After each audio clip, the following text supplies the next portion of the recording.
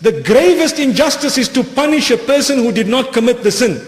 So as Muslims, we believe it is blasphemous to think that the Almighty would punish someone on another person's behalf. It's blasphemous to think that the Almighty would punish someone on another person's behalf. It's blasphemous.